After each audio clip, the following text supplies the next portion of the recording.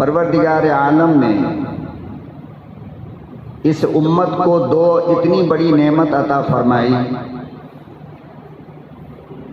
जो नेमत अल्लाह ने इससे पिछली उम्मत को नहीं अता फरमाया। सैयदना आदम अलैहिस्सलातु वस्सलाम से लेकर हजरत ईसा अलैहिस्सलातु वस्सलाम तक तकरीबन 1,24,000 अंबिया आए और 1,24,000 उन नबियों की उम्मत आई। लेकिन अल्लाह ने ये नेमत जो हमें अता फरमाई, वो नेमतें अल्लाह ने न 1,24,000 नबियों को अता फरमाया, न उनकी उम्मत को अता फरमाया। गोया वो ऐसा ऐसी स्पेशल चीज थी जिसको अल्लाह ने अपने नबी के लिए और नबी के वास्ते से अपनी उम्मत के लिए हिफाजत से रखा था। एक है रमजान और एक है कुरान। हमसे पहले वाली उम्मत को न रमजान मिला न कुरान मिला। ये दोनों नेमतें अल्लाह ने हमें अता फरमाई। जाहिर बात है कि साल का 12 महीना हजरत आदम के ज़माने में भी था, साल का 12 महीना हजरत इब्राहीम के ज़माने में भी था, साल का 12 महीना हजरत मूसा के ज़माने में भी था, साल का 12 महीना 1,24,000 नबियों के ज़माने में भी था और उनकी उम्मत के ज़माने में भी था। लेकिन वो साल के 12 महीनों में से अल्लाह ने किसी महीने को रमजान नहीं बनाया। लेकिन इस उम्मत को जब साल का 12 महीना मिला तो अल्लाह ने उस साल के 12 महीने में से एक महीने को तमाम महीनों का सरदार बनाकर और खुद उस महीने का नाम अल्लाह ने रमजान लिखा है। कुरान करीम कह रहा है 11 महीने का अल्लाह ने नाम बयान नहीं किया, लेकिन जब एक महीना स्पेशल आया तो अल्लाह ने खुद इस माह मुबारक का नाम रमजान लिखा। शाहर रमजान, रमजान का महीना।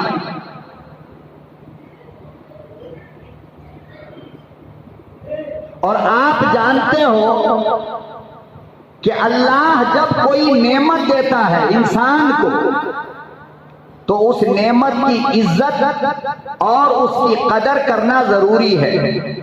अगर हम उसकी इज्जत नहीं करेंगे और उस नेमत की कदर नहीं करेंगे तो फिर अल्लाह वो नेमत छीन लेता है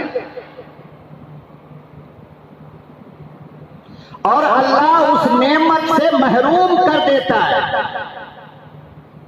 अब आप कहोगे कि मौलाना हम तो सारे गुनाहों के बावजूद हमें रमजान मिला।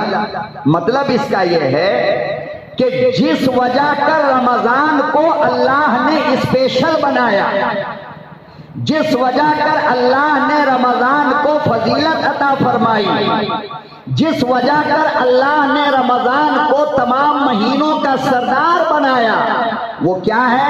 रमजान का रोजा है और रमजान की तरावी। लेकिन अगर कोई बंदा रोजा नहीं रखता और तरावी की नमाज नहीं पढ़ता तो फिर बताओ कि इस माह मुबारक की नेमत से महरूम हो गया या नहीं हो गया? इसकी फजीलत उन लोगों के लिए है ना जो रोजा रखता हो, इसकी फजीलत उन लोगों के लिए है ना जो नमाज तरावी पढ़ता हो, इसकी फजीलत उन लोगों के लिए है जो सहरी में जागता हो, इसकी फजीलत उन लोगों के लिए है जो खाना सामने रखकर अल्लाह के नाम का ऐलान इंतजार करता हो। और जो बदनसीब दिन भर खाए दिन भर पिए तो 11 महीना तो वही किया ना। तो आप बताओ कि रमजान की फजीलत उसे मिल रही है?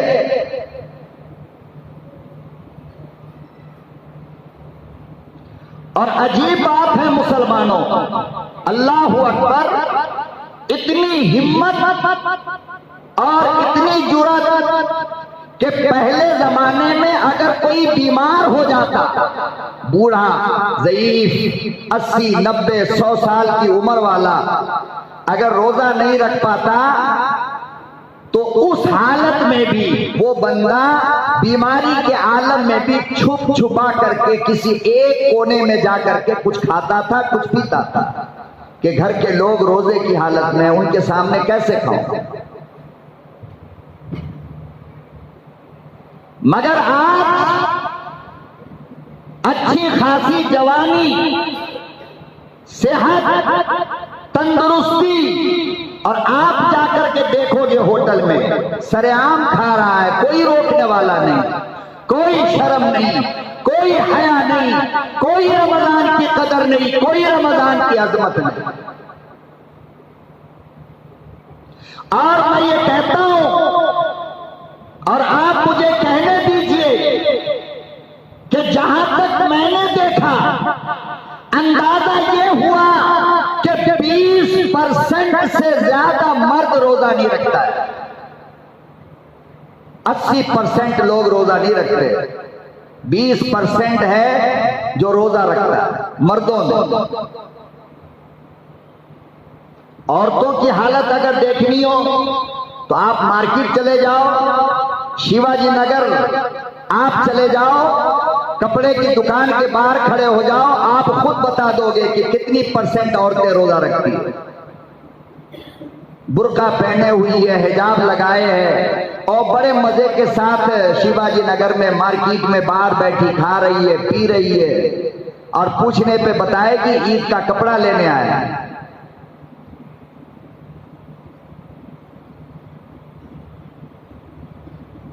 अल्लाहु अकबर व कबीरा। दामाद मुस्तफा जनाब हैदर कर्रार रज़ी अल्लाहु ताला अन्हु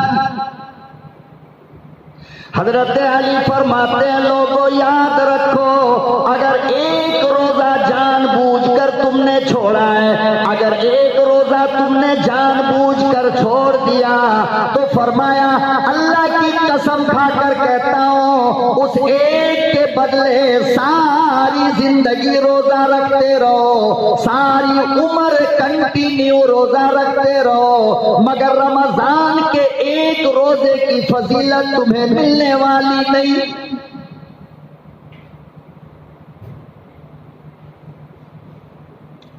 इरशाद फरमाया हजरत अली रज़ी अल्लाहु ताला अन्हु ने कि तेरा मौत तक रोजा रखना एक तरफ, तेरा सारी जिंदगी रोजा रखना एक तरफ, मगर रमजानुल मुबारक का एक रोजा एक तरफ।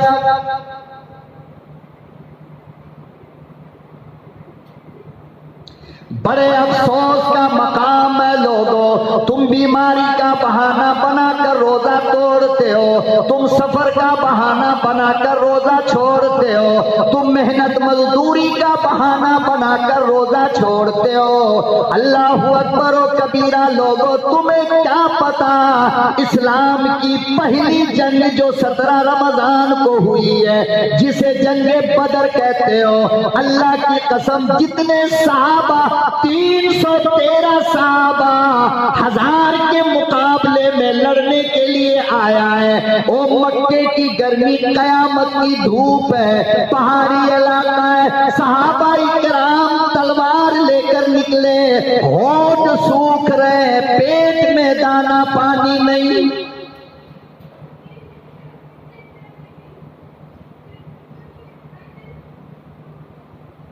इरशाद फरमाया इमामुल अंबिया महबूब किबरिया खुद पैगंबर अपनी जबान से कह रहा है कि रोजा रखते हो कैसे लड़ाई होगी, अल्लाह ने तुम्हें छूट दे दिया, फिर कज़ा रख लेना। सहाबा कहने लगे ओ इमामुल अंबिया बात तो सही है, मगर मेरी तमन्ना ये है, मेरी आरज़ू ये है, मेरा शौक ये है कि मैं रोजे की हालत में रहूं, काफिर की तलवार मेरी गर्दन उड़ाए।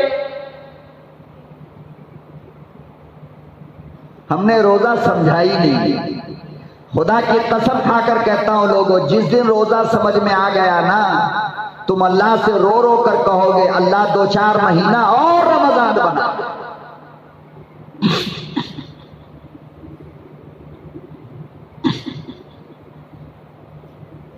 आज जिन लोगों ने रोजे की कदर न की और जिन्होंने रोजे की अहमियत नहीं समझी, अल्लाह की कसम, मालिक के कायनात की अदालत में कयामत के दिन आंसू पोंछने वाला नहीं मिलेगा। तुम्हें कौन बताए कि रोजा रखने वाला सुबह से लेकर शाम तक अल्लाह का मेहमान होता है, अल्लाह का महबूब होता है। अल्लाह पाक और फरिश्ते उसके होंठ चूमते सारा कि रोजे की वजह कर इसके होंठ सूख गए, तो फरमाया कि मलाइका तुम इनके लबों को चूम लिया करो ताकि प्यास की शिद्दत का एहसास न हो।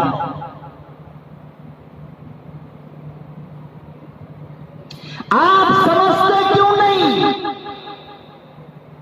सहाबाई किराम ने कहा मेरे आका वो मेरा मालिक है, वो मेरा खालिक है, वो हम पे दया कर रहा है, वो हम पे रहम कर रहा है, वो चाहता है कि मैं खाकर पी करके काफिरों से लड़ाई करूं। ये काम उसका है, मगर मेरी तमन्ना ये है कि जब मेरी मौत आए तो हालत रोजे की हो, ताकि सहरी दुनिया में और इफ्तारी अल्लाह की अदालत में करूं।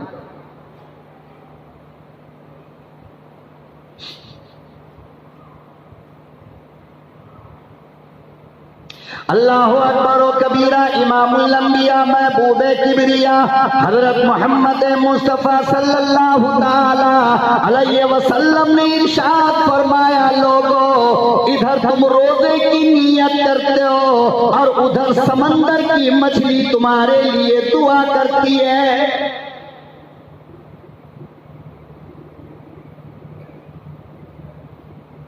मुसलमानों, काफिरों ने तुम्हारे रमजान की इज्जत की है, काफिरों ने तुम्हारे रोजे का एहतराम किया है।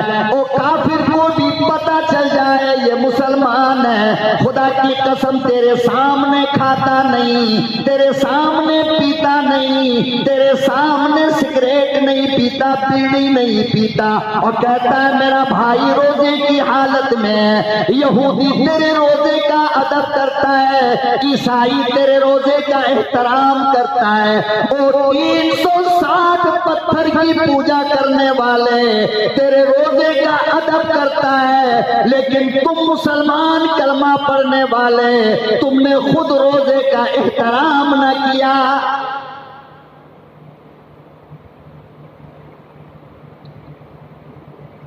मैं दावे के साथ कहता हूं, लिख लो इस बात को, कि मेरे नबी का अगर कोई सहाबी आज जिंदा होता ना, तो ये होटल में पर्दा डालकर खाने वालों में से कोई एक नहीं बचता, हर एक का कत्ल करवा देता सहाबी, कि ये दीन का, इस्लाम का मजाक बना रहा है। और फिर जो इनको बना बना कर खिला रहा है, चाय बनाकर खिला रहा है, खाना बनाकर खिला रहा है, इन बेहया और इन बेशर्मों को नहीं मालूम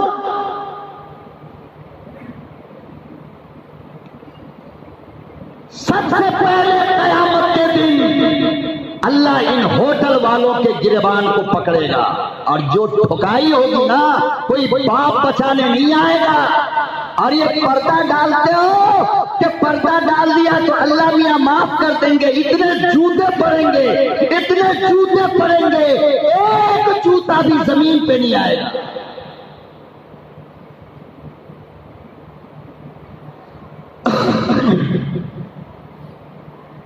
पर्दा डाल के खिलाता है, नमक हराम, 11 महीना खिलाया, तुझे सब्र ना हुई,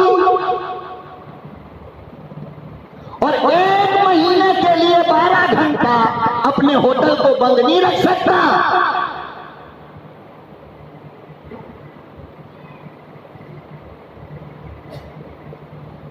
और बहुत सारे तो इतने बेशर्म हैं, इतने बेहया हैं, इतने बड़े कमजोर हैं कि अपनी रोजादार बीवी पे जोर डाल करके खाना बनवाता है।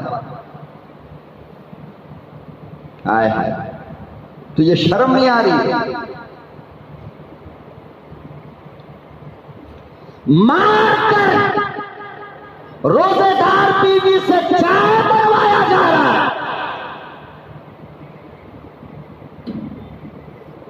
राई के दाने के बराबर तेरे दिल में रब का खौफ है क्या? इतना सा तेरे दिल में अल्लाह का डर है क्या कि उस रोजेदार बीवी को, उस रोजेदार बेटी को बोलता है चाय बनाने के लिए? तेरी मौत नहीं आई रमजान से पहले? मर नहीं गया?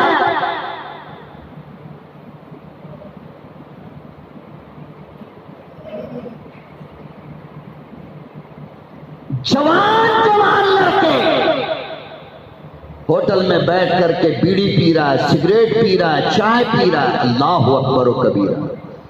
ये मुसलमान है ये?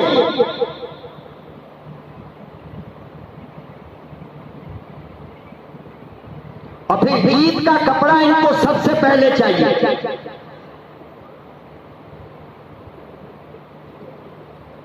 अल्लाहु अकबर व कबीरा। सहाबा के जमाने में, ताबई तबे ताबईन के जमाने में, बुजुर्गाने दीन के जमाने में ईदगाह के गेट पर लोग खड़े हो जाया करते थे और ये पूछा करते थे तुमने रोजा रखा या नहीं? अगर पता चल गया इसने रोजा नहीं रखा, अल्लाह की कसम नमाज ईद की इजाजत नहीं होती।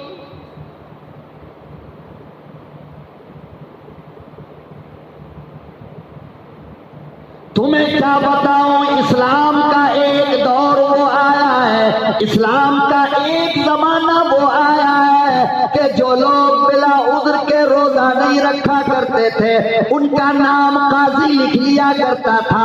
उसके मरने के बाद मुसलमानों के कब्रिस्तान में उसे दफन होने की इजाजत नहीं होती।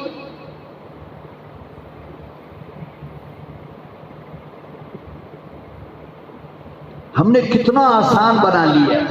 दिल चाहे रह ले, नहीं तो क्या? छोटा बच्चा रोजा रखने का इरादा करेगा, शौक से कहेगा अब्बा मुझे रिसेरी में जगाओ। नहीं बेटा, धूप बहुत है, बीमार पड़ जाओगे, बेहोश हो जाओगे, प्यास लगेगी, ये होगा वो होगा। तू बेटा को जुनैद बगदादी बनाएगा? तेरा बेटा अशरफ अली थानवी बनेगा? तेरा पोता निजामुद्दीन औलिया बनेगा? निजामुद्दीन औलिया बनाने के लिए बचपन में नमाज पढ़ाना पड़ेगा, बचपन से रोजा रखवाना पड़ेगा, बचपन से कुरान की तिलावत करवानी पड़ेगी।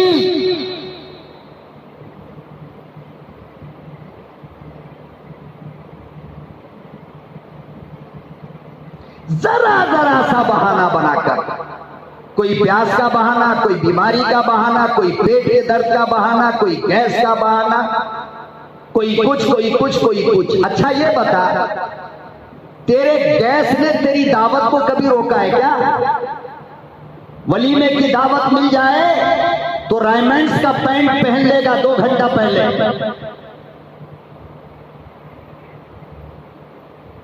और पैटर इंग्लैंड का टी शर्ट पहन लेगा 2 घंटा पहले। वलीमे में जाना है। वो ये तेरी गैस्ट्रिक ने तुझे वलीमा से नहीं रोका, मगर तेरे गैस ने तुझे रोजा से रोक दिया, शुगर की वजह से। अच्छा, तो आपने शुगर की वजह कर कितनी दावत छोड़ा है? क्या खाना छोड़ा है? शुगर की वजह कर आपने कितने वलीमे, कितने अकीके छोड़े, मुझे बता सकते हो? तो शुगर की वजह कर वलीमा नहीं छूटा, अकीका नहीं छूटा, 40वां और चौठारी की दावत नहीं छूटी, मगर रोजा छूट गया। मौलाना हार्ट की गोली खानी पड़ती है, 11 महीना नहीं खाता। और मैं तो ये कहता हूं, लिख लो, अगर नुकसान हुआ तो जिम्मेदारी मेरी, मैं रिस्क लेता हूं। जितने लोग शुगर की, हार्ट की और दूसरे बीमारी की दवा का इस्तेमाल करते हैं, रमजान और मुबारक में सेहरी से लेकर इफ्तार तक बंद कर दो। अल्लाह अगर तुम्हारी बीमारी ना ठीक कर दिया तो बता दो। पूरी दुनिया के यहूदी डॉक्टर, जापान के डॉक्टर, चाइना का डॉक्टर, रूस का डॉक्टर, बर्तानिया का डॉक्टर कहता है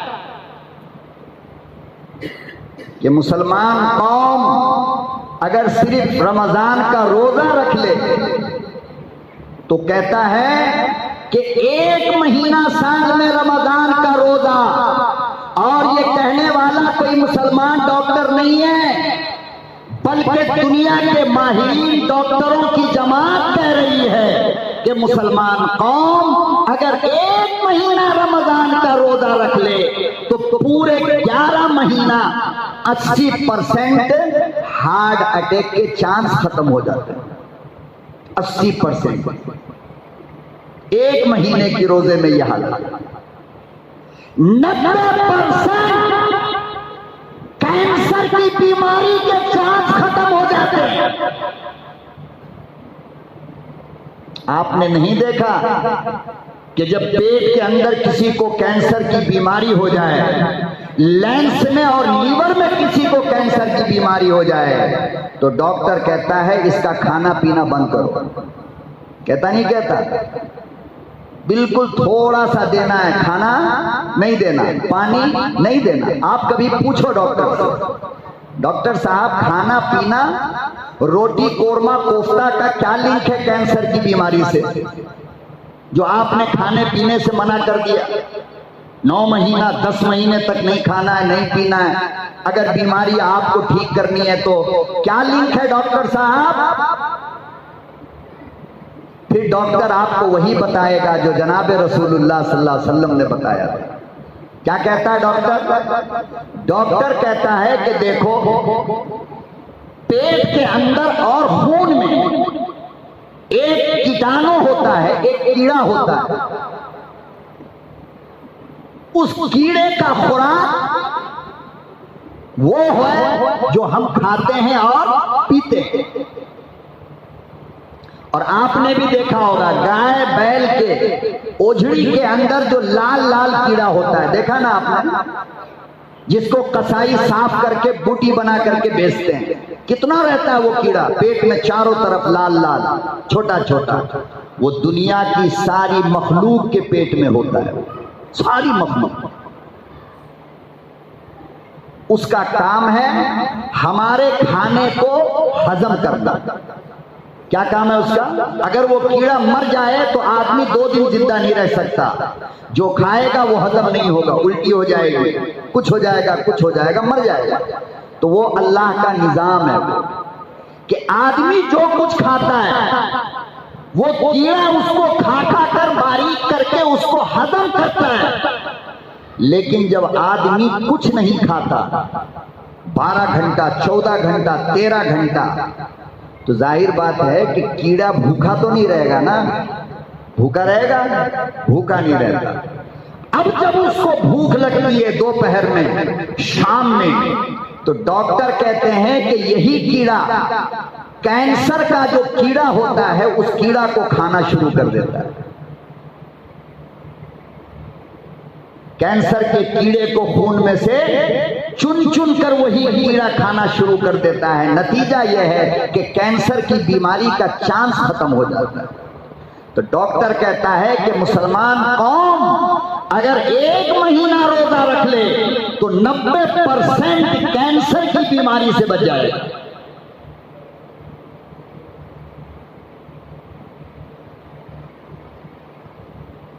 अल्लाहु अकबर व कबीरा। आज मेरी तेरी ये हालत हो गई, बीमारी कोई नहीं, जवानी की उम्र है, अच्छा खासा सेहत वाला है, मार्केट में होटल में बैठकर खाता पीता नजर आता है, कुफार की नजर पड़ती है, काफिरों की निगाह पड़ती है, वो मजाक उड़ाते हैं, ये देखो मुसलमान बैठा है, हमें कहते हैं रमजान की कदर करो, खुद रमजान की नाकदरी है।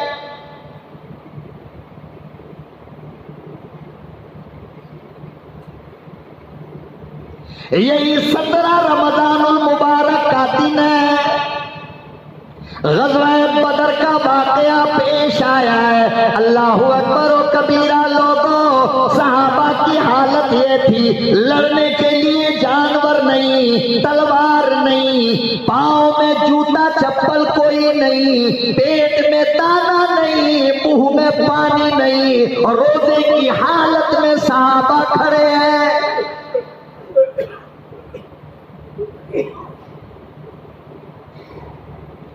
और उन तमाम सहाबा में 2 बच्चा भी है।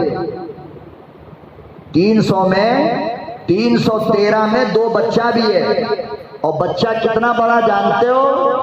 एक की उम्र 10 साल और एक की उम्र 11 साल। और बाबा के साथ निकला, या रसूल अल्लाह मैं भी जाना चाहता हूं।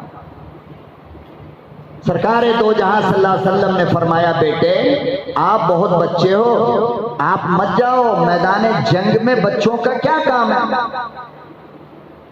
क्या या रसूल अल्लाह मेरा तो शौक ये है कि मेरा बाप शहीद हो तो बाप के साथ मैं भी शहीद होकर अब्बा के साथ जन्नत में घूमना चाहता हूं।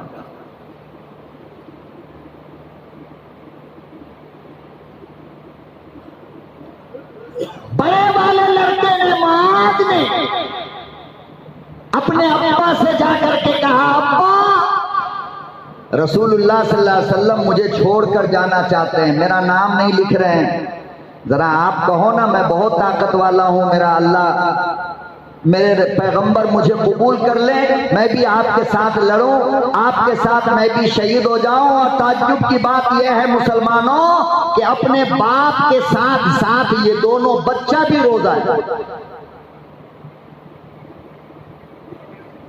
कमाल है। और क्यों नहीं? जिसका बाप बैठकर पेशाब करेगा उसकी औलाद भी बैठकर पेशाब करेगी। जिसका बाप कुत्ते की तरह खड़ा होकर पेशाब करेगा, देखने वाला उसका बेटा भी खड़ा होकर पेशाब करेगा। ये तो दुनिया जानती है। जिस रास्ते पर बाप चलता है बेटा उसी रास्ते पे तो चलेगा। बाप से बेटा सीखता है।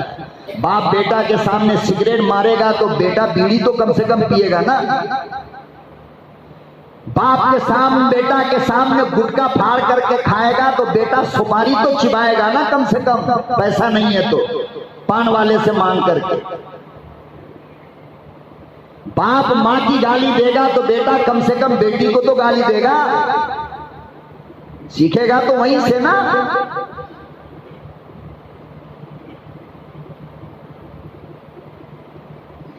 इसलिए बच्चों को मस्जिद में आने की इजाजत शरीयत मोहम्मदिया के अंदर दिया गया कि जो बच्चा पेशाब पैखाने का होश रखता हो, अपने बाप को ये कह सके कि अब्बा पेशाब लग रहा है, अब्बा पाखाना लग रहा है, ऐसे बच्चों को मस्जिद में लेकर आया करो ताकि नमाज की आदत बन जाए। ऐसे बच्चों को सहरी में जगाया करो ताकि रोजे का मिजाज बन जाए।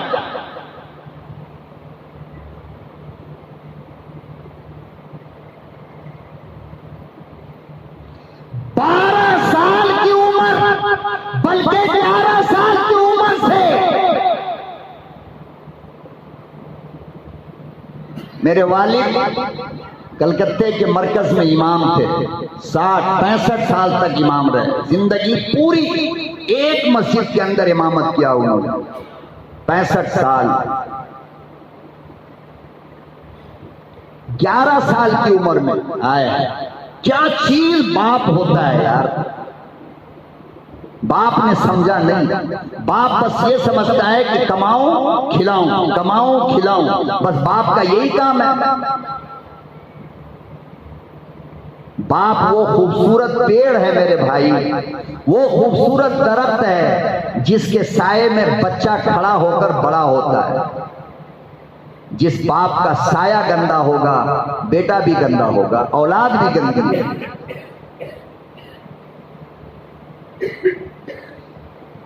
11 साल की उम्र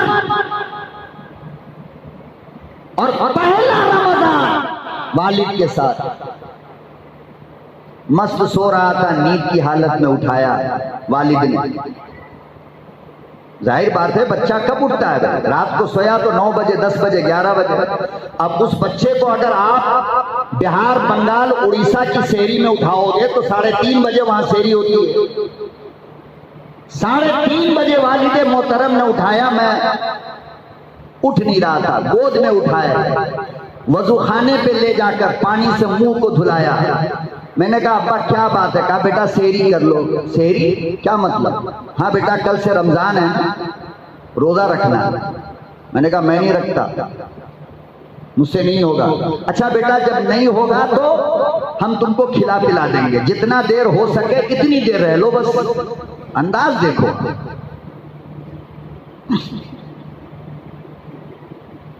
अब जब खाने के लिए बैठे सेहरी, तो मेरे ख्याल में ये बात थी कि रात में जो इरियानी बिरयानी और कोरमा और कोफ्ता और रोटी और फलाना ढेगाना हलवा गिलवा सब होगा रखा हुआ। हम भी लालच में उड़ गए कि एक बार फिर खा लें। सामने अप्पू ने हमारे 4 खजूर रखा था, सिर्फ 4 खजूर 2 जगह। मैंने कहा अप्पा सेहरी का बेटा यही सेहरी है।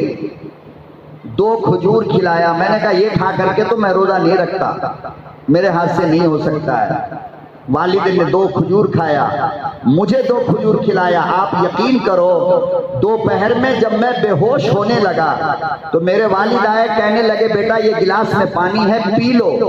मैंने कहा अब्बा अब तो नहीं पीता, अब मैं मर जाऊंगा मगर नहीं पीऊंगा। तुमने मुझे सेहरी क्यों खिलाई? मैं मरूंगा। शाम होते होते खुदा की कसम वो क्या नजर थी बाप की, कौन सी दुआ इफ्तार में मेरे वालिद ने माना कि यकीन जानो अगले रमजान से सेहरी में मेरा वालिद मुझे नहीं, मैं वालिद को उठाता था। अब्बा सेहरी का टाइम हो गया।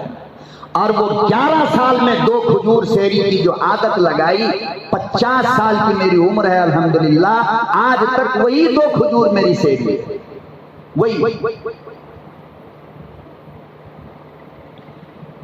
और उसकी बरकत जब मैं आलिम बना, मैंने हदीस की किताब पढ़ी, मैंने बुखारी पढ़ा, तो मैंने हदीस के अंदर देखा कि रसूलुल्लाह सल्लल्लाहु अलैहि वसल्लम की सेहरी भी खजूर ही होती थी। आप सल्लल्लाहु अलैहि वसल्लम भी रोटी चावल अंडा कोरमा कोफ्ता बिरयानी हलीम नहीं खाते थे। मेरा नबी और 1,24,000 सहाबा की सेहरी भी वही मक्के के खजूर हुआ करते थे।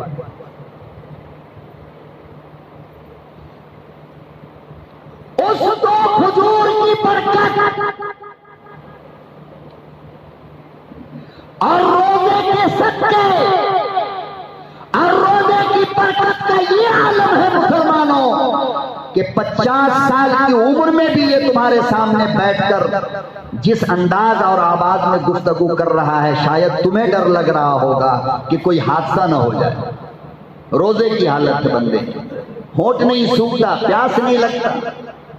क्या मतलब है? रोजे के हाथ में हम मजबूर नहीं है। रोजा कोई नई चीज आकर के हमें परेशान नहीं किया है। हमारे लिए जो हालत 11 महीने का है, खुदा की कसम उससे करोड़ों गुना बेहतर हालत रमजानुल मुबारक की। प्यास लगती है, ओ 35 डिग्री मौलाना मेरे हाथ नहीं होगा। तेरे हाथ इंशाल्लाह जन्नत भी नहीं लगेगी, घबराओ मत। जिसके हाथ रोजा नहीं हो रहा है, जिसके हाथ सेहरी में उठना नहीं हो रहा है, जिसके हाथ इफ्तार नहीं हो रहा है, जिसके हाथ तरावी नहीं हो रही है, अल्लाह उसके हाथ में जन्नत भी नहीं देगा। तैयार रहिए, अल्लाह भी कहेगा मेरे हाथ नहीं होता भाई तुझे जन्नत देना, चला जा लेफ्ट साइड में। और लेफ्ट साइड का मतलब समझते हो? राइट साइड का मतलब कुरान कहता है जन्नत। जिसको अल्लाह ने कयामत के दिन राइट साइड में खड़ा कर दिया, बस काम हो गया। और जिसको अल्लाह ने लेफ्ट साइड में खड़ा हो गया, गया काम से। टोटल लेफ्ट साइड वाले जहन्नमी और टोटल राइट साइड वाले जन्नती।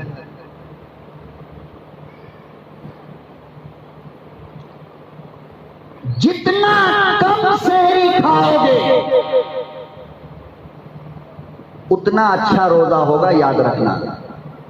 हिट के इतने बड़े बड़े गोले खा करके रोजा रखते हो ना, इसलिए दोपहर होते होते जबान सूख जाती है, हलक सूख जाता है। सीधी बात है, आप हिट खाओगे, चावल खाओगे, रोटी खाओगे तो सालन में खाओगे ना, तेल मसाला का सालन होगा ना, उसमें नमक होगा ना।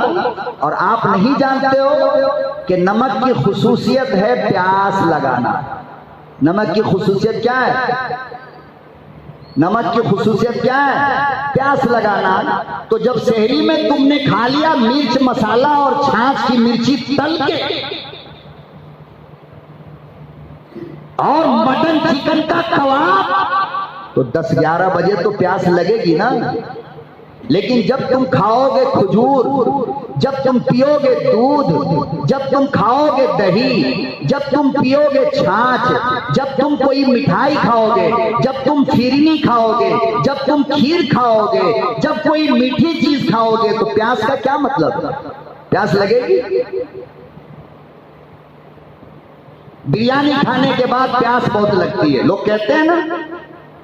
क्यों लगती है? इसलिए लगती है कि उसका हर दाना, हर चावल तेल में तला होता है, घी में तला होता है।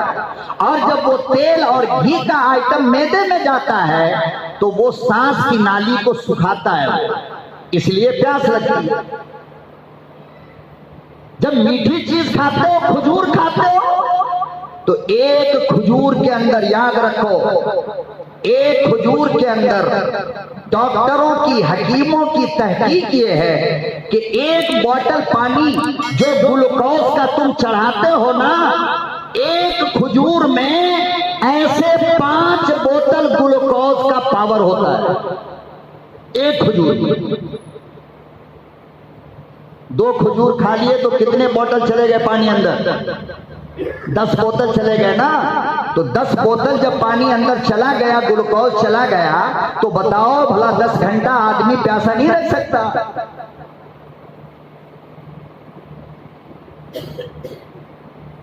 इसलिए सहरी में खजूर की आदत डालो। इसके और इतने सारे फायदे हैं, अल्लाह अकबर व कबीरा। सबसे बड़ा फायदा तो यह है कि ये रसूलुल्लाह सल्लल्लाहु अलैहि वसल्लम की सहरी है। किसकी? रसूलुल्लाह सल्लल्लाहु अलैहि वसल्लम की सहरी है। दूसरी बात यह है कि मर्दों की जिस्मानी ताकत के लिए दुनिया में खजूर से ज्यादा ताकतवर चीज अल्लाह ने पैदा ही नहीं किया, पैदा ही नहीं किया।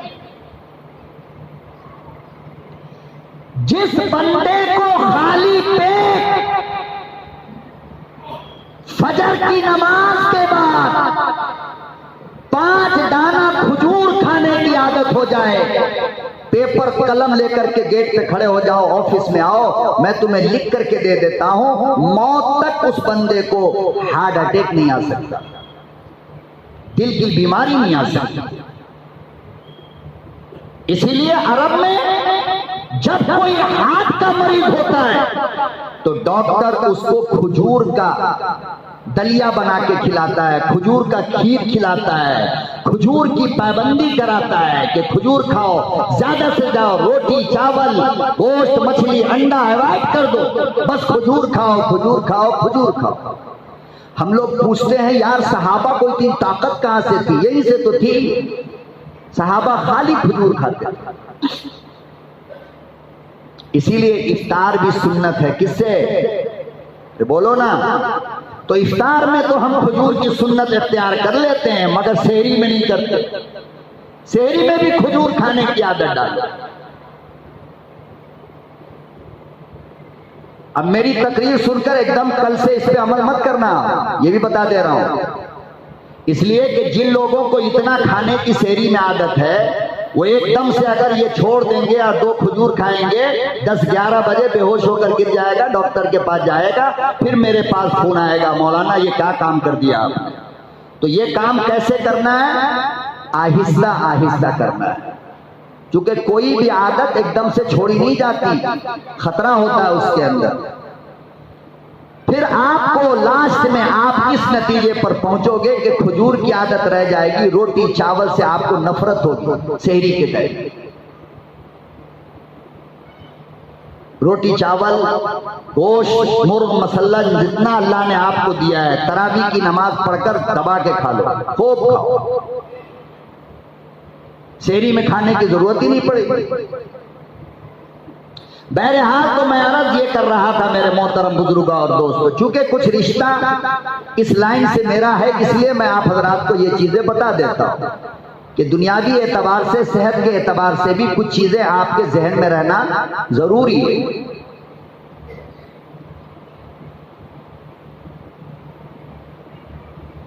तो दोनों नौजवान बच्चे कहने लगे, अब्बा आप तो जा रहे हो, मुझे जाने की इजाजत रसूलुल्लाह सल्लल्लाहु अलैहि वसल्लम से दिलवा दीजिए ना। हमारा और आपका बेटा होता तो क्या कहते हैं, अरे बेटा घर चला जा, हम हैं ना लड़ने के लिए, तू क्यों आ रहा है। बाबा गया रसूलुल्लाह सल्लल्लाहु अलैहि वसल्लम के पास, कहा या रसूलल्लाह मास बहुत ताकत वाला है, देखने में तो बच्चा है मगर ताकत बहुत है, उसको रख लीजिए काम आएगा जंग में। आका सल्लल्लाहु अलैहि वसल्लम ने बाप की बात सुनी और उसका नाम लिख दिया। रोजे की हालत में बच्चा 11 साल का। अब ये जो मोहब्बत था छोटा वाला, इसने देखा कि अरे मेरा दोस्त उस लाइन में खड़ा है जिधर लाइन में जाने वाले लोग हैं, तो दौड़ करके गया। मोहब्बत 10 साल कहने लगा, अरे हम दोनों को तो भगा दिया था रसूलुल्लाह सल्लल्लाहु अलैहि वसल्लम ने, तेरा नाम कैसे आ गया। कहा कि रसूलुल्लाह सल्लल्लाहु अलैहि वसल्लम ने मेरा नाम तो लिख लिया।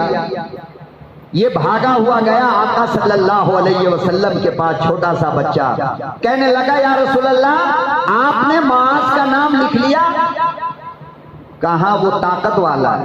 कहा उससे ज्यादा ताकत तो हमको है, फिर हमारा भी नाम लिखिए।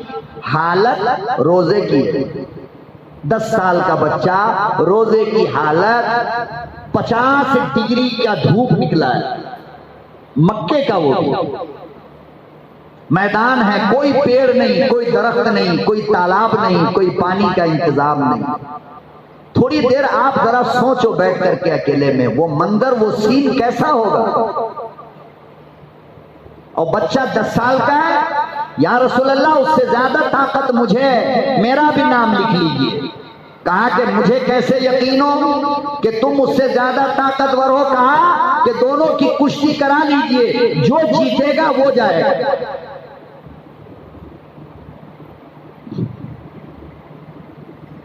अल्लाहु अकबर और कबीरा, मुसलमानों जरा गैरत अंदर पैदा करो,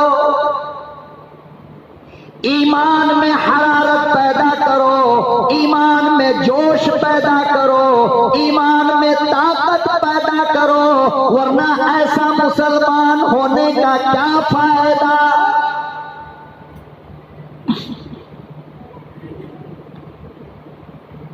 एक औलाद ऐसी पैदा नहीं कर सकते हो, एक औलाद ऐसी अगर नहीं बना सकते हो तो फिर बाप काहे के।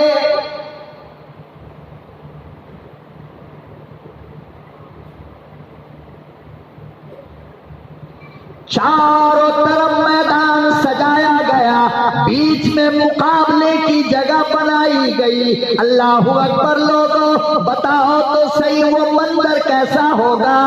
17 रमजान की तारीख है,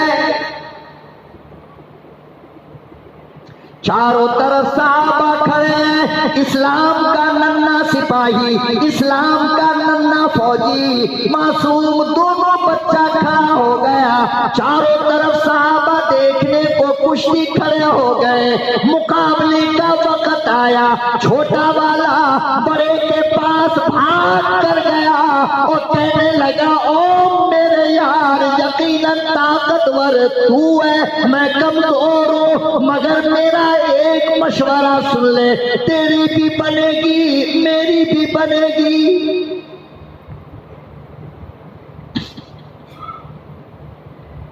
कहा कि तेरा नाम तो लिखा गया ना, अब तो वो कटेगा नहीं, तू हार भी गया तो नहीं कटेगा, और मेरा नाम लिखा नहीं गया।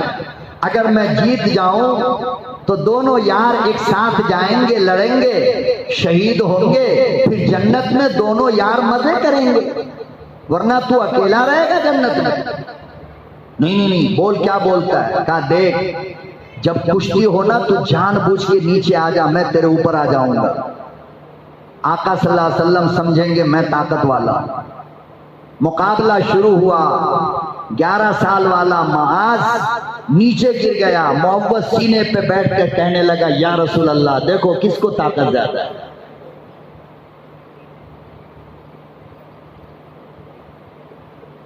हमारी नस्लें, हमारी औलाद हमसे ज्यादा मोबाइल का फंक्शन तो जानती है, मगर मुआज और मोहब्बत की कहानी नहीं जानती, क्योंकि हमने बच्चों को मोबाइल दिया है, कहानी सुनाया कहां हमने।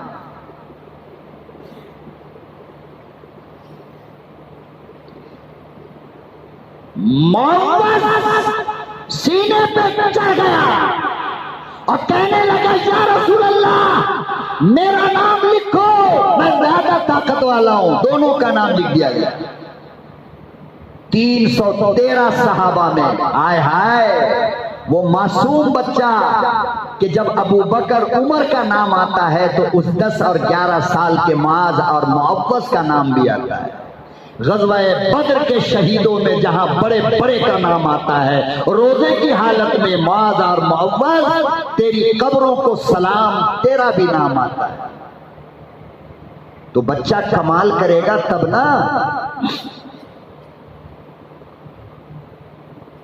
लड़ाई शुरू हुई, मैदान सजाया गया, उधर 1000 का लश्कर, खाता पीता, बाजू में तालाब, ठंडा पानी, मस्तंड होकर के पूरे काफिर।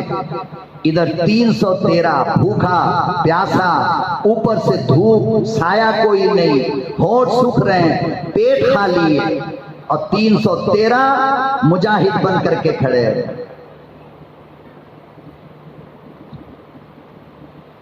हज़रत अब्दुर्रहमान इब्न औफ, जलीलुल क़द्र साहबी,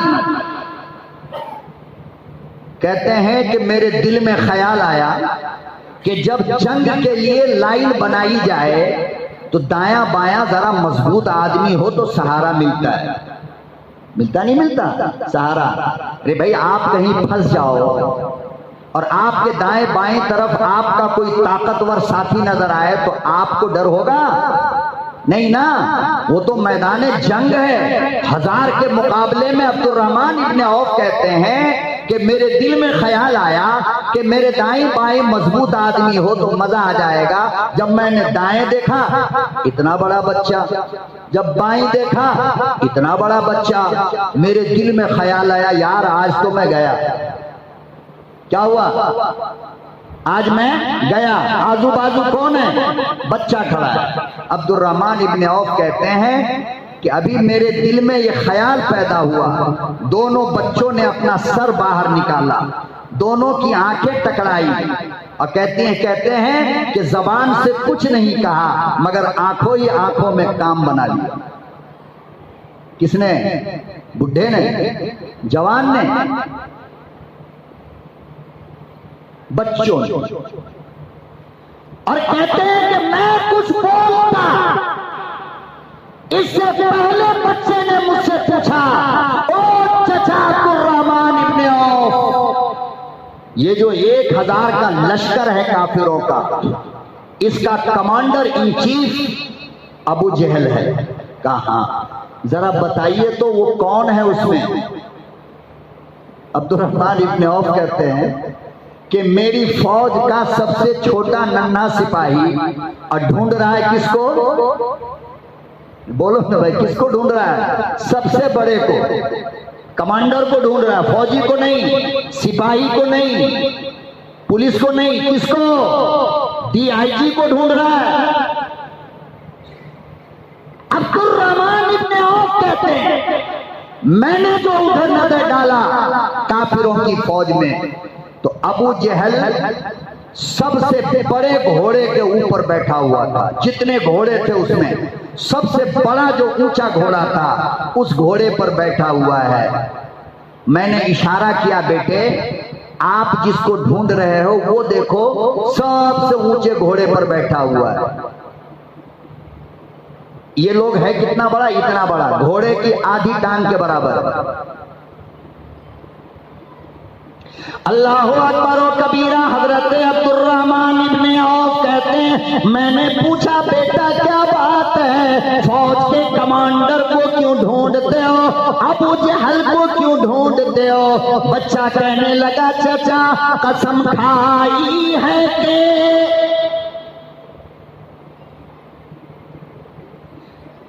कसम खाई है कि मर जाए या मारेंगे नारी को, कसम खाई है कि मर जाए या मारेंगे नारी को। सुना है गालियां देता है वो महबूबे बारी को। चाचा मैंने सुना है अबू जहल ने मेरे नबी को गाली दिया है, मैं कसम खाकर मक्के से निकला हूं, या मैं मर जाऊं या उसे मारूं। मेरे नबी को गाली दिया कैसे? मैंने कसम खाई है कि या तो मरूंगा या उस कमीने को मारूंगा। अल्लाहु अकबर। उम्र कितनी, अरमान कितना ऊंचा है, अंदाजा तो लगाओ। ये अरमान कहां से आया? बाप से आया, मां से आया।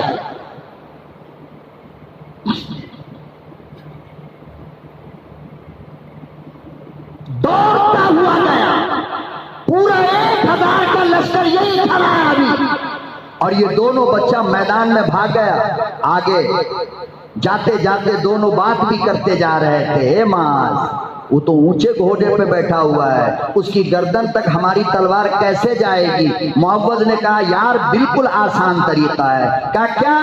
कहा कि देख मैं उसके घोड़े की टांग पे तलवार मारूंगा, घोड़ा गिरेगा, अबू जहल भी गिरेगा। क्या आइडिया है?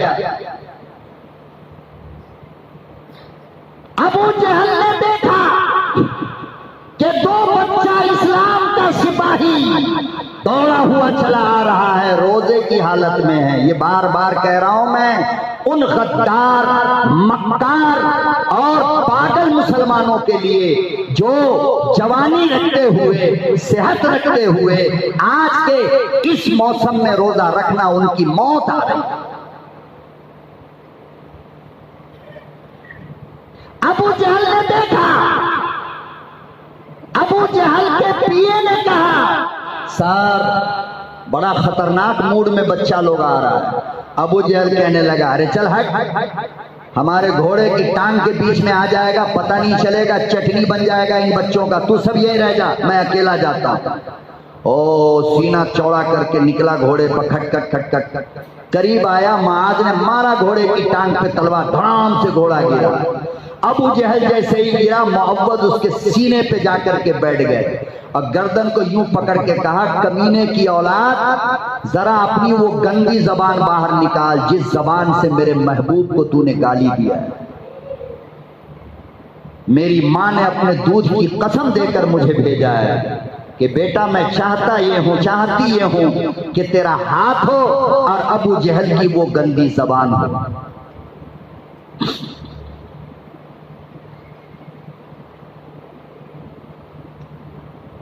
सबसे बड़े कमांडर को इस्लाम की पहली जंग में रमजानुल मुबारक की इसी 17 तारीख को जिसने मारा है, इस्लाम की तारीख में उनका नाम मुआज है, मुआवज है। वो इस्लाम का सबसे नन्हा सिपाही है, छोटा सा बच्चा, रोजे की हालत।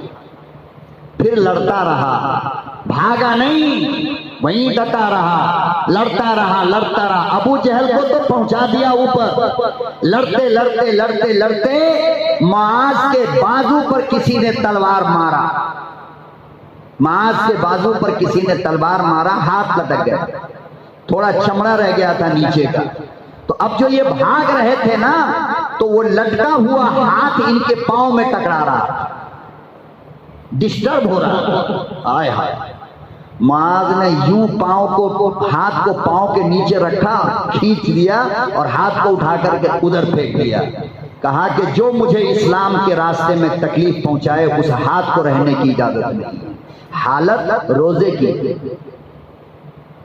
शर्म करनी चाहिए मुसलमानों हमें कि हमें इस्लाम ने ऐसा नमूना दिया, ऐसी मिसालें दी, और आज हम जरा जरा सा बहाना करके रोजा तोड़ते हैं, रोजा नहीं रखते।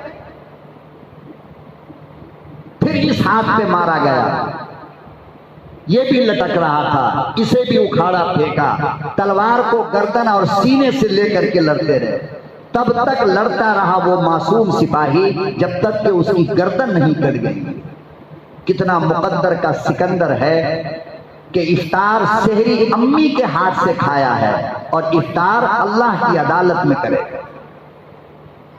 मेरे मोहतरम बुजुर्गों और दोस्तों, रमजान की कदर कर लो, ये बहुत बड़ी नेमत अल्लाह ने आपको अता फरमाया है। पता नहीं अगला रमजान मिले या ना मिले। 20 तो तकरीबन 17-18 तो चला ही गया, अब बचा कितना है। अल्लाह हम सबको अमल की तौफीक अता फरमाए। और एक जरूरी ऐलान जो आप हजरात से करनी है वो ये करनी है कि हमारी हुकूमत जो है ना, आप सबको पता होगा कि ये CAA का कानून लागू कर चुकी है। CAA का कानून लागू कर चुकी है। अब CAA क्या है ये, इसको शॉर्टकट में आप ये समझ लें कि बांग्लादेश, अफगानिस्तान, पाकिस्तान, नेपाल, यहां से जो भी आएगा हिंदुस्तान में रहने के लिए या जो आ चुका है, रह रहा है, मुसलमानों को छोड़कर कोई भी हो, किसी भी धर्म का हो, किसी भी मजहब का हो, मुसलमान को छोड़कर इन तमाम लोगों को हिंदुस्तान की बीजेपी की हुकूमत यहां का शहरी बनाएगा, हिंदुस्तानी बनाएगा, उससे मुसलमान को नहीं बनाएगा। किसको बनाएगा? बोलो भाई, अरे बोलो ना, किसको बनाएगा? मुसलमान को छोड़कर जो भी आएगा हिंदुस्तान में, बांग्लादेश, पाकिस्तान, नेपाल, श्रीलंका, कहीं से भी, तो उसको यहाँ की हुकूमत शहरियत दे देगी, हिंदुस्तानी बनाएगी, मुसलमान को नहीं बनाएगी। तो अब आप सोच रहे होंगे कि इसमें नुकसान क्या है भाई? इसमें नुकसान ये है कि जब ये कागज और पेपर चेक करना शुरू करेंगे कि कौन हिंदुस्तानी है, कौन बाहर से आया हुआ है, गौर से समझ लेना आप, मैं बिल्कुल मोटे अंदाज में बता रहा हूं आपको, वरना मैं आपको अगर पेपर दे दूं तो आप नहीं समझ पाओगे। जब ये कानून बन गया कि हिंदुस्तान में बांग्लादेश, पाकिस्तान, नेपाल, अफगानिस्तान से जो भी आएगा या पहले आ चुका है और उसके पास हिंदुस्तानी होने का कागज नहीं है, तो मुसलमान को छोड़कर हमारी हुकूमत सबको हिंदुस्तानी होने का सर्टिफिकेट दे देगी, मुसलमान को नहीं देगी। अब क्या होगा ये कि अब हर बंदे का कागज पेपर चेक किया जाएगा, मुसलमान का भी और बाकी तमाम लोगों का भी। तो जितने निकलेंगे गैर मुस्लिम, मुसलमान के अलावा, इनको तो दे दिया जाएगा शहरियत हिंदुस्तानी होने का, और मुसलमान से कहा जाएगा कि आपका पेपर कहां है, हिंदुस्तानी होने का डॉक्यूमेंट्स आपके पास क्या है, कहां क्या है। अब जाहिर बात है कि हिंदुस्तान के कितने % मुसलमानों ने अपना डॉक्यूमेंट्स रखा है हिफाजत से, ये हम सब लोग जानते हैं। हमसे ज्यादा लापरवाह कौम हिंदुस्तान में दूसरी कोई है ही नहीं। इतने लोग बैठे हो यहां पर, पूरा हिंदुस्तान का छोड़ो, सिर्फ मैं मस्जिद सुबहानिया के दोनों गेट पे 2 आदमी को खड़ा करता हूं और ज्यादा कोई डॉक्यूमेंट्स के लिए नहीं, बस सिर्फ इतना पूछता हूं कि आपका डेट ऑफ बर्थ सर्टिफिकेट कहां है।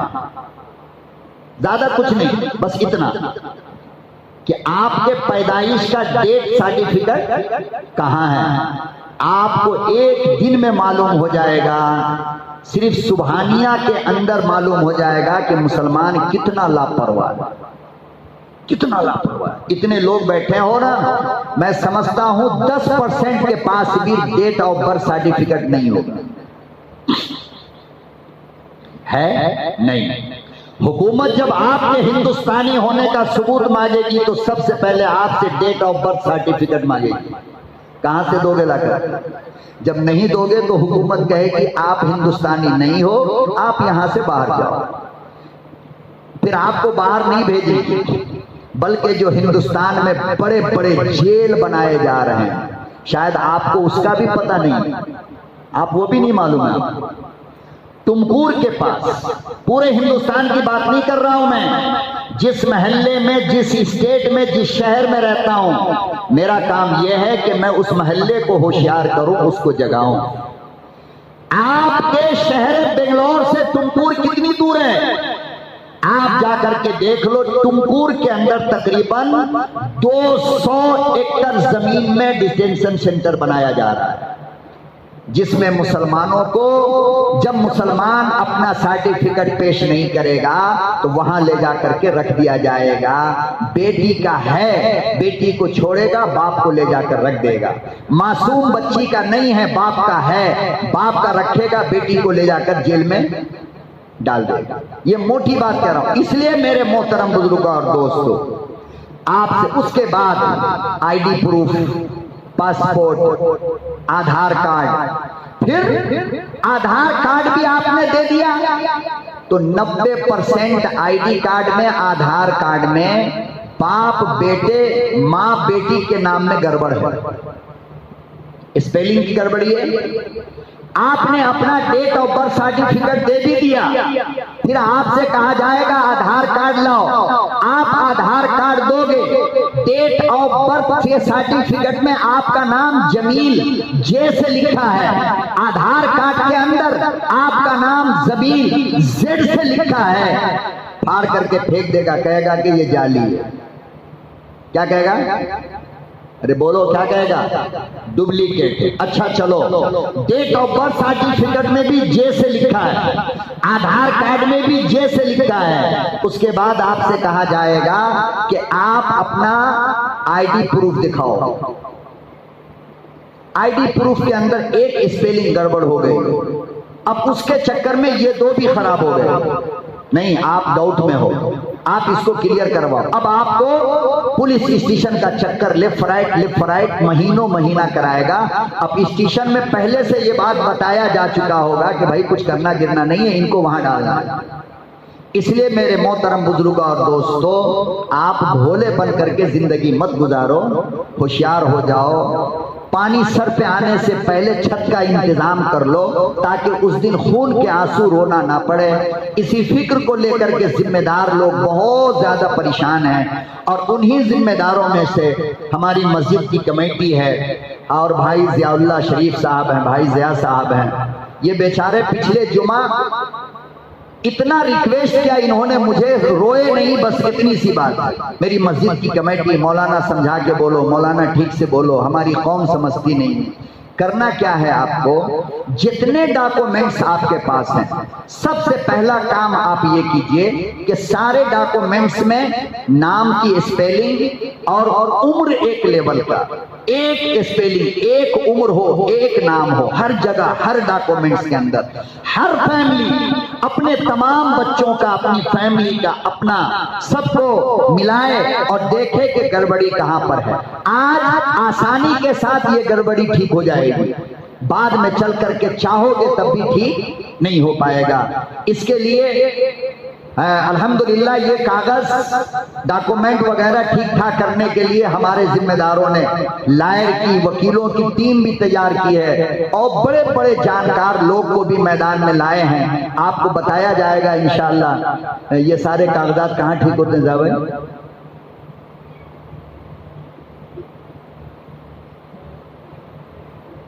हाँ, इसके लिए अल्हम्दुलिल्लाह देखिए हमारी मस्जिद सुभानिया में भी आपके कागजात को ठीक करने का सेंटर बनाया जाएगा